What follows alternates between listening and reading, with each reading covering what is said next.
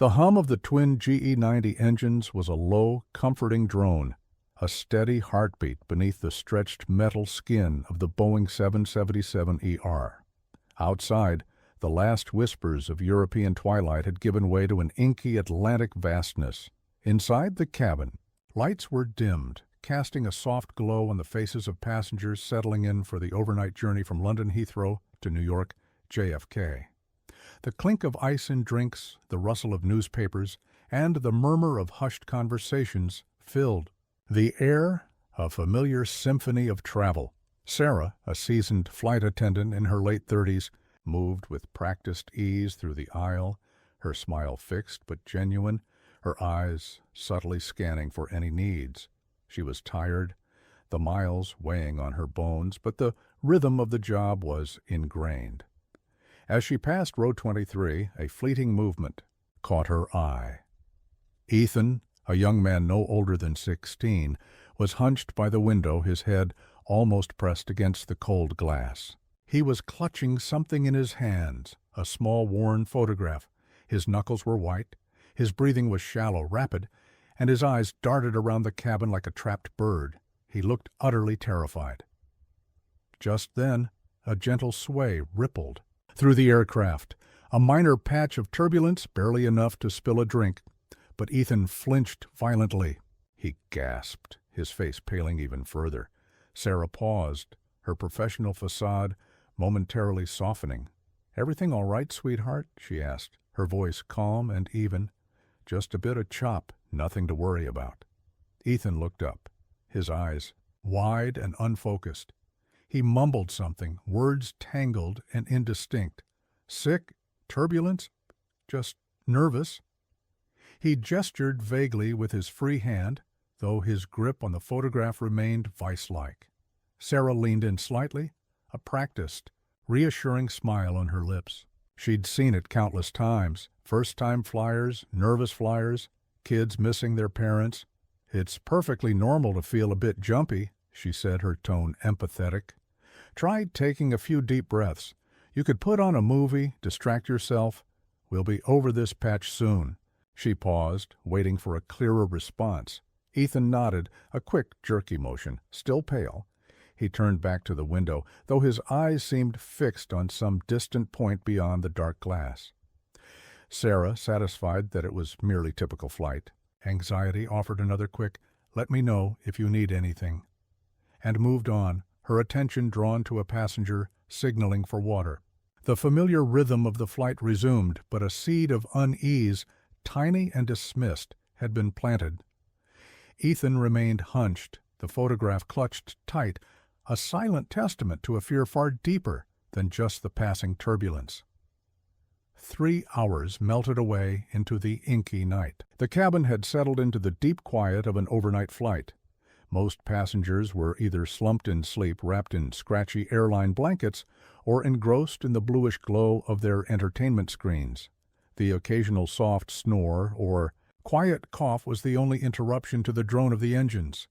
In row 23, an elderly woman with silver hair, Mrs. Albright, stirred.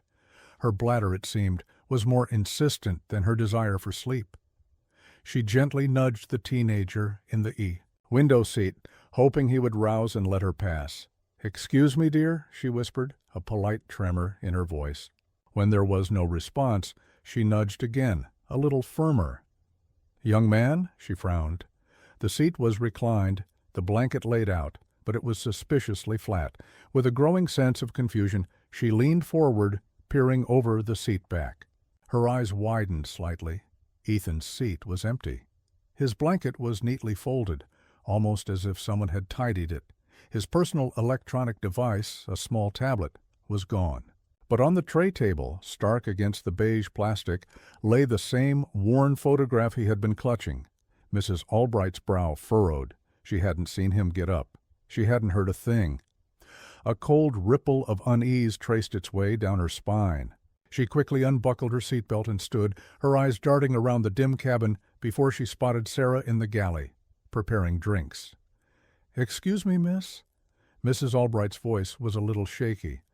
"The young man in 23A, he's gone, Sarah. turned, her professional smile faltering slightly. "Gone, ma'am. Perhaps he's in the lavatory?" She moved towards row 23, her eyes automatically checking the occupied signs on the lavatory doors. All were vacant. A knot tightened in Sarah's stomach. "Has anyone seen him leave his seat?" she asked Mrs. Albright, her voice low. The older woman shook her head, her face etched with concern. Sarah quickly moved to the nearest lavatory door, rapping gently. No response. She tried another, then another. Nothing. Her heart began to pick up pace. She discreetly approached the other flight attendants, her voice barely above a whisper. "Has anyone seen the boy from 23A get up?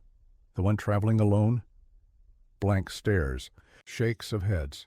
No one had. A frantic check of the immediate rows, a quick glance up and down the aisle, revealed nothing. The emptiness of Ethan's seat, the neatly folded blanket, and the single haunting photograph left on the tray table stared back at Sarah, a silent testament to an unsettling void. The low hum of the engine suddenly seemed menacing, and the vast dark outside the window felt less comforting, more foreboding. Sarah's concern escalated into a chilling certainty. Something was very wrong. She knew, with a growing sense of dread, that she had to inform the captain. The captain, a stoic man named Miller, with decades of flight experience, listened to Sarah's report with a tight jaw. His face remained calm, but his eyes, usually crinkling at the corners from years of squinting at horizons, were now sharp with concern. "A missing passenger mid-flight," he murmured, "a rare anomaly in his career." "Understood. Initiate a full aircraft search discreetly. Inform the crew. And, purser, prepare to make an announcement." The cabin crew moved with a new, urgent purpose. The practiced ease of their routines was replaced by a quiet, methodical search. They checked every lavatory again, this time with a more thorough inspection. They peered into overhead bins, under seats, into galleys, even the crew rest areas. No Ethan. The vast, seemingly confined space of the aircraft suddenly felt impossibly large. Sarah, her mind racing, questioned passengers in the immediate vicinity of row 23. The businessman in 23C vaguely recalled the kid getting up, maybe an hour or so ago, but couldn't confirm. Mrs. Albright reiterated that she saw nothing. Others merely grumbled about being woken. The lack of concrete information was chilling. A wave of guilt washed over Sarah. She remembered Ethan's panicked face, his rapid breathing, the way he clutched the photograph. Just nervous, she had thought, typical flight jitters. Had she dismissed something vital? Had she missed a plea for help, masked as anxiety? The memory gnawed at her, a bitter taste in her mouth. Over the intercom, Captain Miller's voice, usually so steady, carried a subtle ripple of tension. "Ladies and gentlemen, this is your captain speaking. We are conducting a routine check for a passenger who may have misplaced an item. If anyone has seen a young man, approximately 16 years old, traveling alone from seat 23A, please alert a member of the cabin crew. We appreciate your cooperation." The announcement, framed as a routine check, did little to quell the rising tide of whispers. Passengers exchanged uneasy glances. A palpable sense of unease settled over the cabin, replacing the earlier tranquility. Meanwhile, the flight crew meticulously reviewed security protocols. Every possibility was considered. A medical emergency that led him to a different part of the plane, a runaway attempt, or even a more sinister, utterly baffling scenario. How could a teenager simply vanish from a sealed, high-altitude metal tube? The unlikelihood of any easy explanation was stark. The search continued, thorough and desperate, but yielded nothing. The vast expanse of the night sky outside the window seemed to mock their efforts. With a heavy sigh, Captain Miller contacted Air Traffic Control. "JFK Tower, this is Speedbird 177. We have an unconfirmed missing passenger on board requesting ground assistance upon arrival." The declaration hung in the air, a stark confirmation, of an inexplicable mystery unfolding miles above the Earth as the Boeing 777 began its slow descent towards the glittering tapestry of lights that was New York City. The atmosphere inside the cabin was thick with unspoken tension. Whispers circulated, hushed and speculative. Passengers kept glancing towards row 23 as if expecting the missing teenager to suddenly reappear. The casual comfort of air travel had evaporated, replaced by a pervasive sense of unease. Sarah, feeling the weight of the unsolved mystery pressing down on her, returned to Ethan's empty seat. The photograph still lay on the tray table, a silent witness. She picked it up, her fingers tracing the faint lines of the worn paper. It was a picture of a young woman, perhaps in her early 20s, with a warm, gentle smile and kind eyes. Flipping it over, Sarah saw faint handwritten script on the back, slightly shaky, as if written quickly or under duress. "Meet me at gate 42. Sarah immediately brought the photograph and the cryptic note to Captain Miller and the purser. "Gate 42, she repeated, her voice hushed. Could he have been meeting someone? But why the panic? Why vanish? The question hung in the air, adding another layer of complexity to the baffling disappearance. Upon landing at JFK, the usual bustling chaos of arrival was subtly different. While passengers began to unbuckle, a discreet presence of airline security and plainclothes airport police could be seen near the jet bridge. The captain had passed on the information about Gate 42, and the area was being quietly monitored.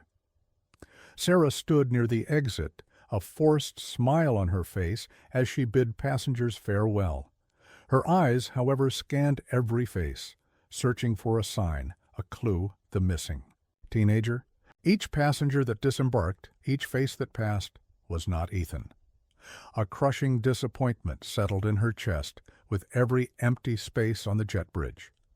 Once the last passenger had deplaned, a team of ground staff and airport security, along with members of the flight crew, conducted a final, exhaustive sweep of the aircraft. Every lavatory, every storage compartment, every crevice was meticulously checked. The seats were lifted, panels inspected. The search yielded nothing. Ethan was simply gone. The authorities officially took over the investigation. Passenger manifests were cross-referenced. Security footage from Heathrow and JFK would be meticulously reviewed. The photograph and its cryptic message were handed over, a slim lead in a case that defied logic. The image of the anxious teenager, dismissed by her as mere jitters, now haunted Sarah. The empty seat in row 23 remained, a chilling testament to an impossible disappearance high above the clouds. News of Ethan's disappearance spread quickly, igniting a media frenzy. Teenager vanishes mid-flight. Unexplained airline disappearance. Aviation mystery, blared headlines. The internet buzzed with theories ranging from the plausible to the outlandish. The incident shattered the perceived security of air travel, planting seeds of doubt in the minds of millions. The airline launched a rigorous internal investigation, every security protocol, every crew action scrutinized under a microscope. Sarah, along with the entire flight crew, underwent extensive interviews. She recounted her brief interaction with Ethan repeatedly, each time replaying his anxious face, his mumbled words. The guilt, a persistent ache in her chest, intensified. Had she been too quick to dismiss him? Had her fatigue blinded her to a deeper distress? The what-ifs became a relentless torment. The police investigation, now a high-profile case, continued tirelessly. They pursued every lead, no matter how slim. The young woman in the photograph was eventually identified, Sarah's older sister, Emily, who Ethan had been traveling to visit. Emily was distraught, unable to offer any explanation for her brother's disappearance or his panic. She confirmed his travel plans were to meet her, but offered no insights into why he would vanish. There were no signs of a pre-existing medical condition, no history of running away, and no evidence of foul play, at least not in the conventional sense. The idea of someone forcibly taking him from a sealed cabin was nearly impossible. The emotional toll extended far beyond Sarah and the crew. Passengers on that flight were left with a profound sense of unease, their trust in the ordinary shattered. For weeks, every flight became a source of anxiety, every glance at an empty seat a reminder of the inexplicable. Months turned into a year. The investigation eventually cooled, moving into the category of cold cases. There were no new leads, no answers. Ethan simply vanished. The mystery lingered like a phantom presence, a chilling reminder of the unknown. Sarah eventually returned to flying, but her approach to passengers changed. Every nervous glance, every fidgeting hand, every quiet mumble was now met with heightened attention, a lingering pause. She never saw an anxious teenager without the ghost of Ethan's face appearing before her eyes. Sometimes, late at night, she'd stare at the worn photograph still kept in her flight bag. The sister's kind smile, the cryptic note on the back, and the empty seat on that fateful flight. The questions remained, cold and sharp, echoing in the vast, empty space where Ethan once sat. How could a human being simply disappear without a trace high above the world? The silence was the only answer, a profound and unsettling testament to a mystery that would likely never be solved.